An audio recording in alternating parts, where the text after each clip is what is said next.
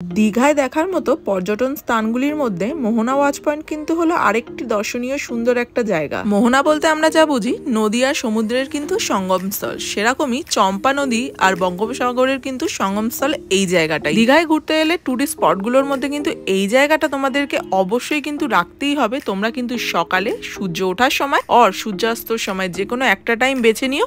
এই জায়গাটা কিন্তু এই দুটো সময়ের জন্য একদম পারফেক্ট জায়গা। যদি বলো মোহনা কেন আসবে, এত সুন্দর একটা দর্শনীয় স্থান, এটা কি মিস করা যায়? এটা তো মিস করাই যাবে না। আরেকটা বিষয় হলো এখানে কিন্তু মানুষ আসে একদম ভোরবেলা, লঞ্চে যে মাছগুলো আসে, সমুদ্রে কিন্তু অনেক রকমের মাছ আসে, কত রকমের মাছ আসে তোমরা মানে না দেখলে বিশ্বাসই করতে পারবে না সেই মাছ দেখার জন্য। পয়লা বৈশাখ থেকে কিন্তু টানা 2 মাস এই বছর কিন্তু মাছ ধরা বন্ধ থাকবে, কারণ কি মাছের ডিম পারে এই 2 মাস, সেই জন্য। আর আমরা কিন্তু গিয়ে কিন্তু হতাশ হয়ে ফিরে এসেছি, ইচ্ছা ছিল সকালবেলা যাওয়ার। চলো ভিডিওটা কন্টিনিউ করো, আশা করি তোমাদের খুবই ভালো লাগবে। আমরা তো এই মুহূর্তে আপাতত আছি ওল্ড দীঘাতে। বাপ রে, দেখতে পাচ্ছ এখানে কতটা ভিড়, মানে এই গরমেও যে মানুষ যে এখানে ঘুরতে আসছে। হ্যাঁ, আমরাও তো এসছি, তবে প্রচুর এতটা ভিড় যে সত্যি মানে ভাবতে পারিনি যে এতটা ভিড় হবে। কেউ স্নান করে ফিরছে, কেউ ঘুরতে যাচ্ছে, কেউ হয়তো চেক আউট করে বেরিয়ে যাচ্ছে, মানে বিভিন্ন টাইমে আর কি বিভিন্ন মানুষ আর কি বেরিয়ে যাচ্ছে। দেখতেই পাচ্ছ অনেকের হাতে ব্যাগও রয়েছে। আমরা তো আপাতত রয়েছি শিবালয় যে রোড আছে, সব থেকে পুরনো জায়গা ওল্ড দীঘার, সেই রাস্তাটা ধরেই যাচ্ছি। আমরা একটু ভেতর দিকে ছিলাম, আমাদের সাথে খুব বাজে একটা এক্সপিরিয়েন্স হয়েছে। হোটেল যেটা আমাদেরকে ফটোতে দেখিয়েছিল সেরকম কিন্তু হোটেল ছিল না, সেই জন্য আমাদের মুডটা একটু অফ হয়ে গেছিলো। আমি সেই জন্য হোটেলে কোনো ভিডিওও করিনি, আমার সত্যি বলতে ভালো লাগেনি। শোনো, হোটেল ক্লিন হলে ভালো লাগে। আমরা তো অ্যাডভান্স বুকিং করেই এসেছিলাম, কিন্তু আমাদের মুডটা পুরো খারাপ হয়ে গেছে। তোমরা কিন্তু হোটেল সবসময় দেখে বুক করো। আমরা তখন যে রোডটা দিয়ে বেরোচ্ছি, এটা ডান দিকে চলে গেলে তোমাদের নিউ দীঘা পড়বে, আর বাঁ দিকে চলে গেলে ওল্ড দীঘা, মোহনা। এছাড়া তোমরা যদি আরো টুরিস্ট স্পট ভিজিট করতে চাও ওই সাইডটা চলে যাবে, যেমন মন্দারমণি ওই সাইডে। ওল্ড দীঘার বিচ, আমরা এখন যাচ্ছি মোহনার দিকে। জায়গাটা খুবই সুন্দর, শুধু দেখতে হবে যে ওখানে এখন মাছ আসছে কিনা, তাই না? কিন্তু মাছ সকালে আসে, কালকে একবার যাব, ইচ্ছা আছে, দেখা যাক কি হয়।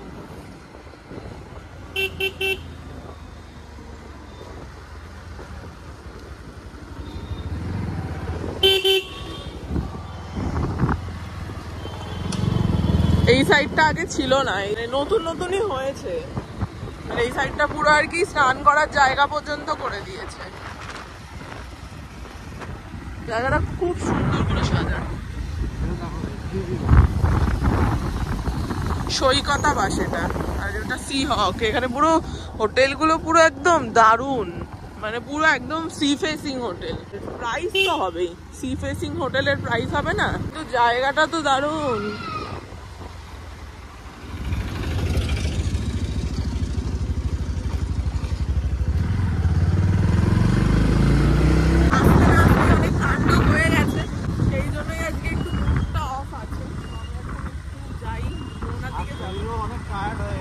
আর আজকে শরীর প্রচন্ড টায়ার্ড হয়ে গেছিল, বিশেষ করে গরমের কারণে তো বিশাল কষ্ট।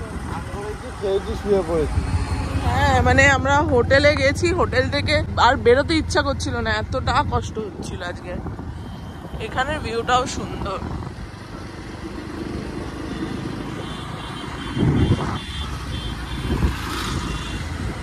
দারুণ জায়গা। এখানে বসার জায়গাও করেছে, কি সুন্দর ঢেউ আসছে দেখো। এখানে তো জল দূরে না, কি বিচ্ছিরি ভাবে গাড়ি চালাচ্ছে দেখো।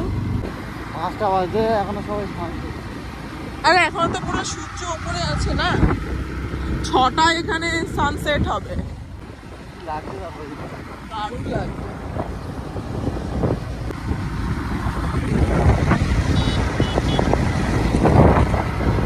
তো বিশাল ভিড় গো মোহনায়।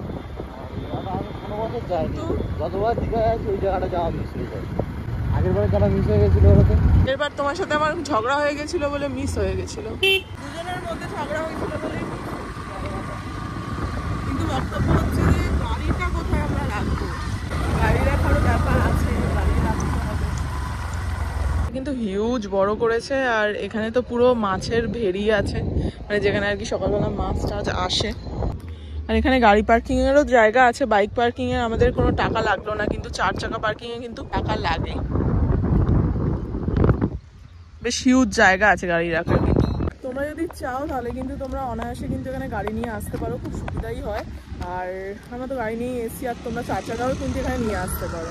এখন এখানে গাড়ি পার্ক করে দিয়েছি, তো চলো এবারে যাওয়া যাক ওদিকে।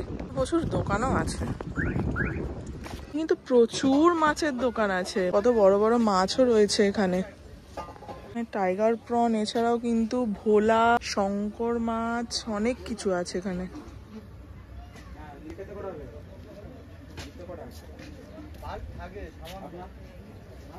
এখানে তো পুরো সোজা তো নদী আর সমুদ্রের মিলন হচ্ছে, আর এদিকে কিন্তু সবাই মাছ ধরছে। দেখো পুরোটা কিন্তু ওইখানে বোল্ডার অব্দি যেখানে আছে ওখানে কিন্তু পুরো যাওয়া যায়, আর এখানে কিন্তু সবাই মাছ ধরছে। কি মাছ ধরছে গো এখানে? সব অলরেডি কিন্তু সানসেট হচ্ছে, এদিকে কিন্তু পুরো একদম পুরো শান্ত নদী। আর এগুলো কিন্তু কাঁকড়ার গর্ত, হ্যাঁ সব কাঁকড়ার গর্ত এগুলো।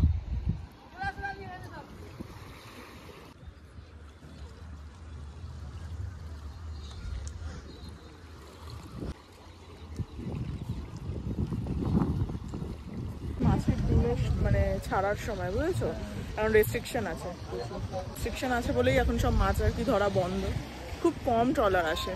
এখানে কত কি বিক্রি হচ্ছে, তো আগে এত কিছু বসতো না, এত দোকানও ছিল না।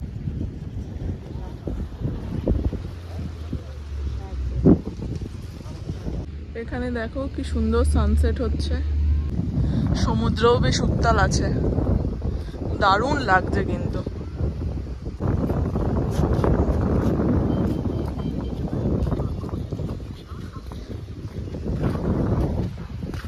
অনেক কিছু পাওয়া যাচ্ছে এখন।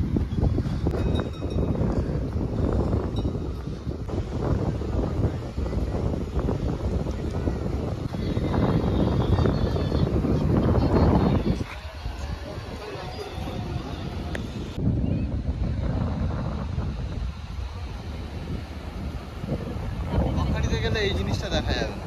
হ্যাঁ এটা সত্যি। এর পাড়ের ডিম টোস্ট রান্না হচ্ছে। চলো এখানটা এই জায়গাটা এখানে ওইদিকে যাওয়া যাবে, আসো আগে ঘুরে আসি তারপর।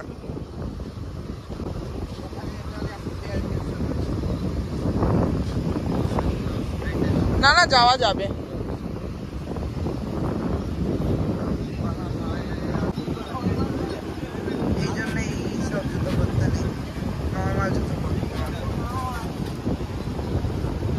আমিও স্লিপ খেয়ে যাচ্ছিলাম। চলো চলো চলো, স্লিপারি হয়ে আছে বালি পরে। চলো চলো, এই তো এই মাঝখানটা পালাম।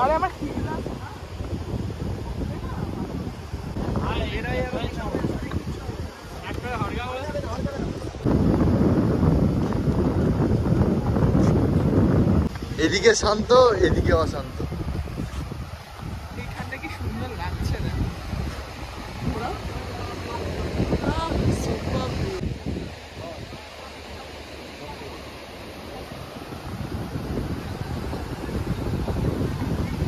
দিয়ে পোজ দেওয়ার জন্য চলে গেছে। এত ঢেউ বাড়ছে, প্রচুর ঢেউ বেড়ে যাচ্ছে এখন।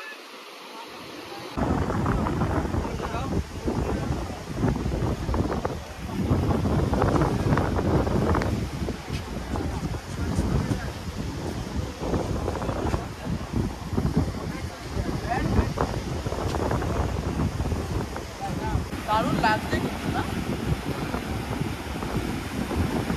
কি স্পিডে হাওয়া চলছে বলো তো?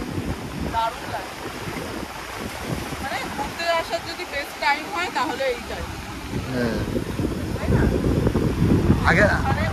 আগের বছর গরম ছিল, তারপরের কথা শরীর ল্যাদ খেয়ে গেছিল বলে আসতে পারিনি।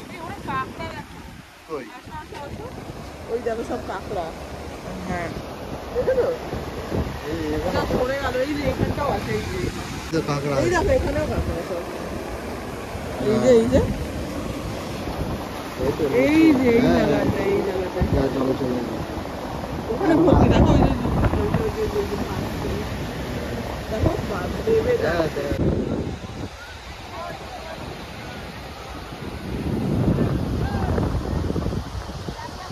আমরা সেই ওইখানে গেছিলাম, ওখান দিয়ে হেঁটে হেঁটে ঘুরে চলে এসেছি।